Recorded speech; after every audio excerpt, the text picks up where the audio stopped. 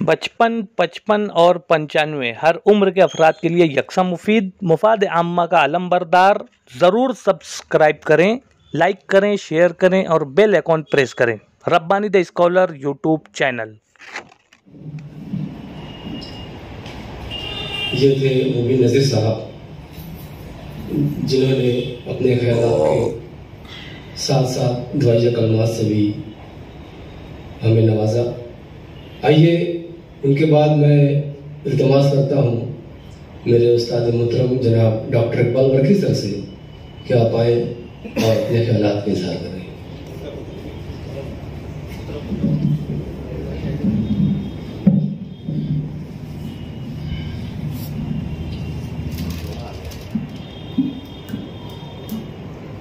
आज की इस ताज़ियती नशिस्त के सदर मोहतरम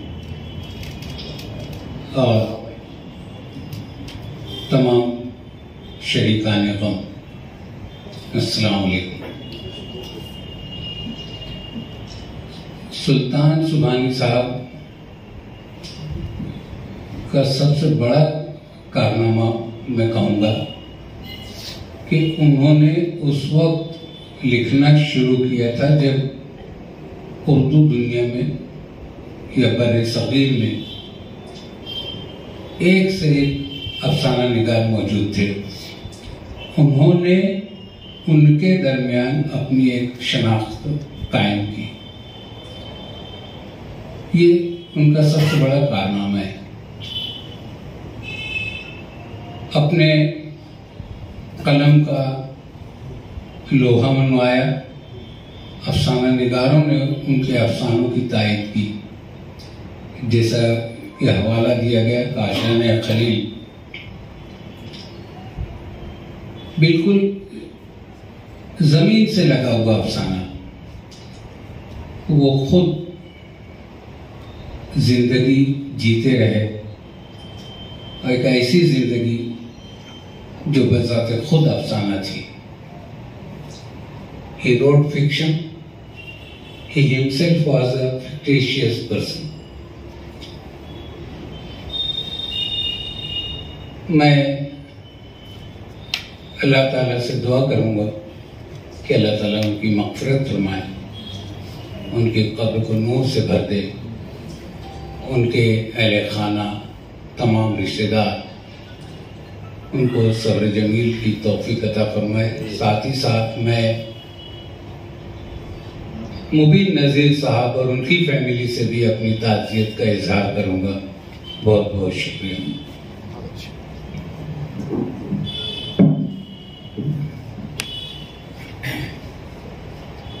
डॉक्टर इकबाल बरकी सर अपने ख्यालात का इजहार कर रहे थे। सुल्तान सुभानी साहब ने एक शेर कहा था कि कोई बिछड़ जो गया हो तो फिर नहीं मिलता, कोई बिछड़ जो गया हो तो फिर नहीं मिलता। ये जिंदगी का समंदर भी कितना गहरा है। आज अफसोस कि जिंदगी के समंदर में वो हमसे बिछड़ गए हैं, अब वो मिलने वाले नहीं हैं। उनके अल्फाज हमारे पास मौजूद हैं और वो उनके होने की गवाही देते रहेंगे। हमें चाहिए कि उनकी किताबों से इस्तेफादा करें। आइए उनके अहले खाना की जानिब से भी कुछ नुमाइंदगी हो जाए। मैं सुल्तान सुभानी साहब के भतीजे और मेरे करम फरमा जनाब शमसुल इसराइल साहब से इल्तमास करता हूँ कि आप आएँ और अपने ख्यालात का इजहार फरमाएं।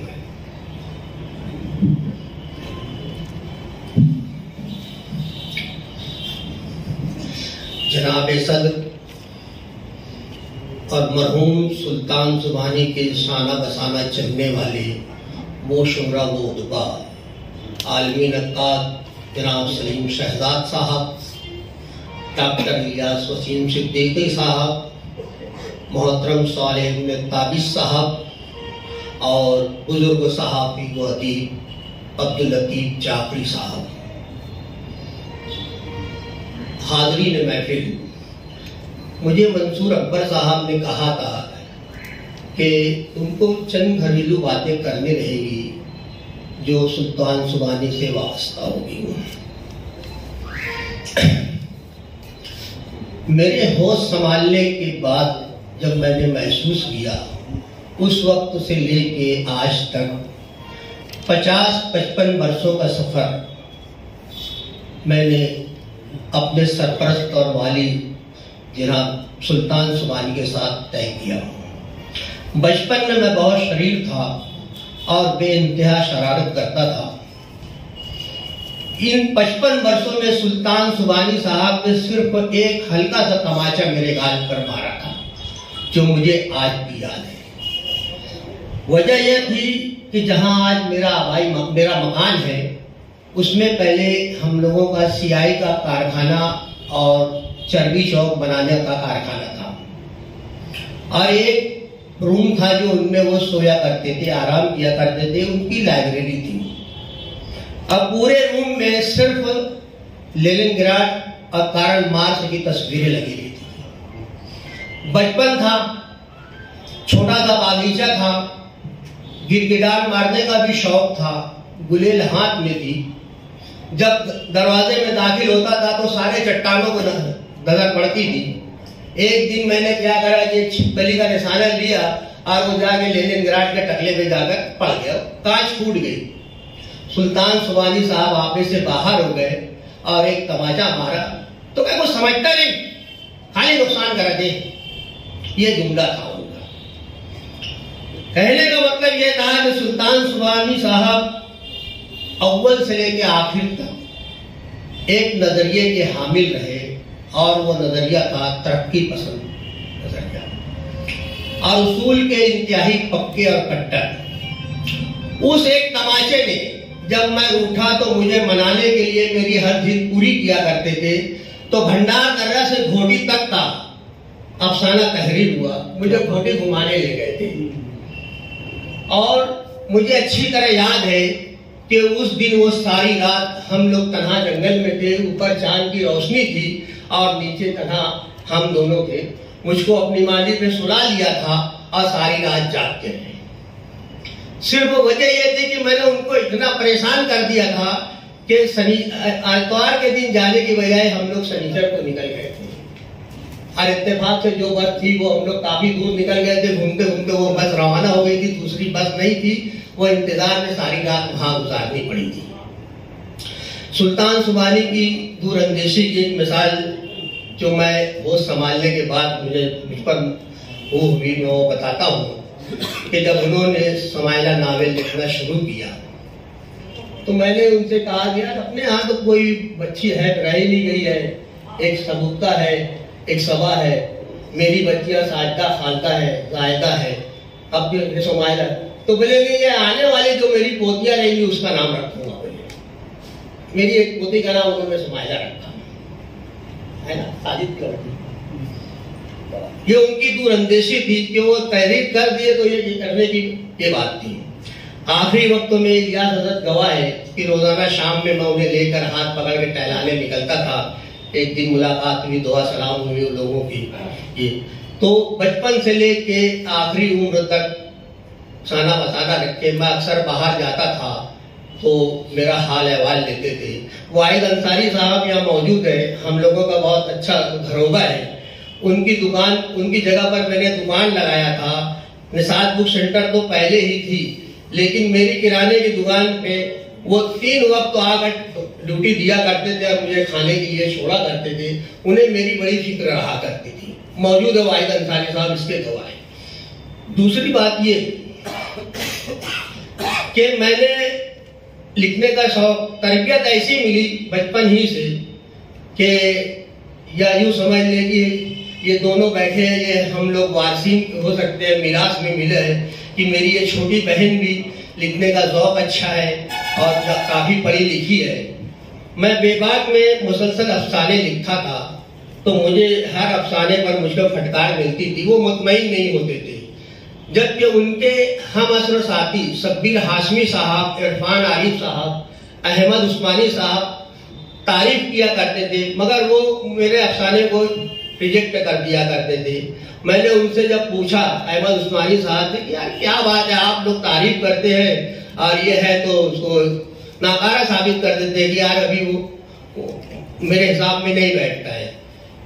तो उन्होंने कहा कि यार यही चीज हमने सुल्तान साहब से पूछी थी, तो सुल्तान साहब ने कहा था कि यार मैं इसलिए उसे ये कह देता हूँ कि अगर जिस दिन मैं उसको कह दूंगा कि नहीं तू आज मुकम्मल हो गया है तो अपने आप को सुल्तान समझने लगेगा। ये जुमला था उनका। यानी तरबियत इस अंदाज से की उन्होंने हम लोगों की, जिसकी हद नहीं। खुशखती सबसे पहला काम उन्होंने खुशखती दोनों को सिखाया। मुसव्विर में मैंने इंटरेस्ट नहीं लिया, शगुफ्ता ली, और इसके कई टाइटल शायर में आपने देखे होंगे, शगुफ्ता सुबानी के बनाए हुए टाइटल शायर महानामा की भिनत बने। उसके अलावा लिखने लिखाने का शौक दोनों में था। आखिरी उम्र में जब हम लोग साथ निकलते थे तो बैठकर कहीं बोलते थे कि कुछ नया हो तो मुझे सुनाओ। शोलापुर में 2 साल कबल एक सेमिनार में मुझे ये कहा गया था कि सुल्तान सुबानी की कहानी शरीफा का तज्जिया आपको करना है। इलियास हजरत ने सुना है, मैंने नसरी अदब की नसीहत में सुनाया था। तो वो तज्जिया सुन करके उन्होंने कहा था कि अभी तुमको मेहनत की जरूरत है। तज्जिया सुन करके उन्होंने ये नहीं कहा था कि अब तुम मुकम्मल हो गए, तुम अपने होकर, उन्होंने ये जुमला कहा था कि अभी तुम, जबकि उस सेमिनार में बहुत सारे दानिश्वर मौजूद थे, सब ने उसे पसंद किया था, लेकिन सुल्तान सुबानी ने यह कहा था कि अभी भी तुम पूरे नहीं उतरे हो।